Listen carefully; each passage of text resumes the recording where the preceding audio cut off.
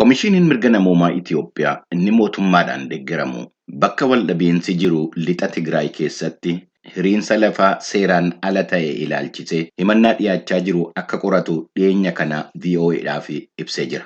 Dhimma kana irratti Komishiinii mirga namoomaa Itiyoophiyaatti Daariktara seeraa fi imaammataa kan ta'an Taarikaa Geetaachoo yommuu dubbatan.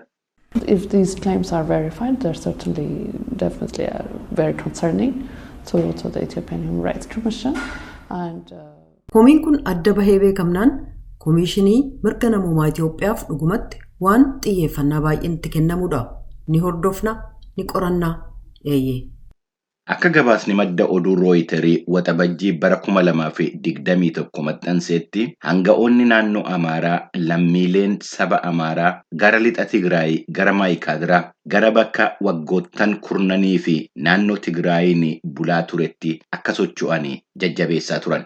Hanga'oonni naannoo Amaaraa paartii amma bara 2018tti mootummaa ta'ee bulchaa ture keessaa tokko kan ta'e Adda Bilisummaa Uummata Tigraay waggaa 30 dura lammiilee Amaaraa miiliyoonii walakkaatti lakkaa'aman akka humnaan lafa isaanii gadhiisisee himatu.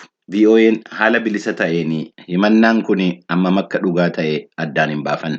Gabaasni Rooyiterii akka dabalee jedhetti lammiilee saba Amaaraa bakka sanarra qubachiisuudhaaf yaalii taasifameen lammiileen Tigraay seeraan ala lafa isaanii irraa humnaan buqqa'aniiru. Erga bara 2018tti yaasee hooggansi naannoo Amaaraa lafa Adda Bilisummaa Uummata Tigraayin nurraa fudhatameera jedhanirra lammiileen Amaaraa deebisanii qubachiisan hammam akka ta'e odeeffannoo kennuu irratti of qusatu. Ji'a caamsaa keessa namoonni akka VOA'tti himanitti lammiileen saba Amaaraa gara lafa wal falmisiisaa jiru sanatti socho'aa jiru.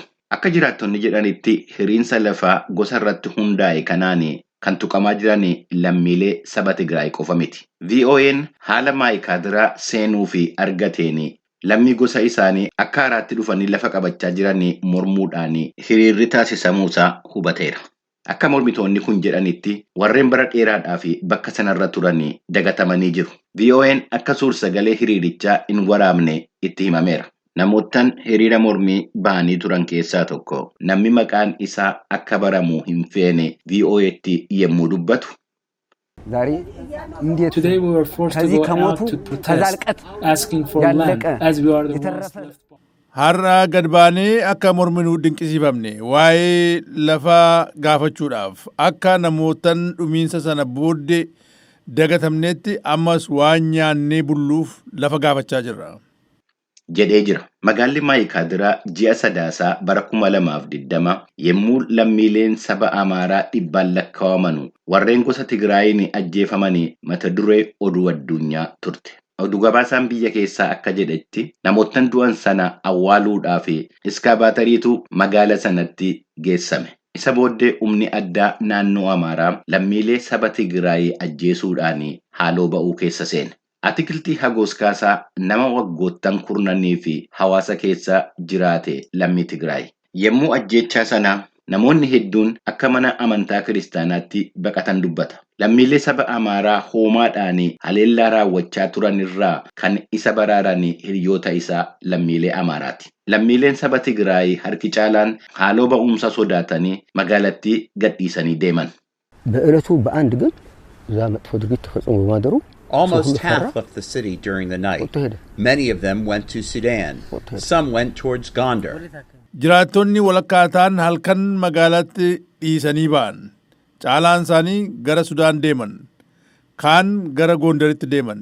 Miseensonni maatii sooressaa bakka adda addaa dhaqan. Kantiibaan magaalaa Maayikaadiraa Cheeruu Hagoosii walitti dhiyeenyi saba lammanii dhiyeenya kana akka fooyya'insa agarsiisaa jiru dubbatu. The people guilty of carrying out the massacre already left the city. Those killers will face trial. Namootan dhumiinsa dhaqqabe sanaaf itti gaafatama qaban magaalattii gadhiisanii ba'aniiru. Waa'een lubbuu namaa balleessan sun seeratti dhiyaachuu qabu. Akka jarri magaalaa gadhiisanii ba'an namni isaan dhiibe hin jiru. Laftichi waan kan isaanii hin taane waan beekaniif ofii isaaniitiin gadhiisanii ba'an. Sababni isaan ajjeechaa fi dhumiinsa raawwataniifis kanaafi. Haleellaa gosa irratti hundaa'ee lammiilee Tigraay irratti raawwatamaa jira jedhamu hin fudhatanu kantiibichi.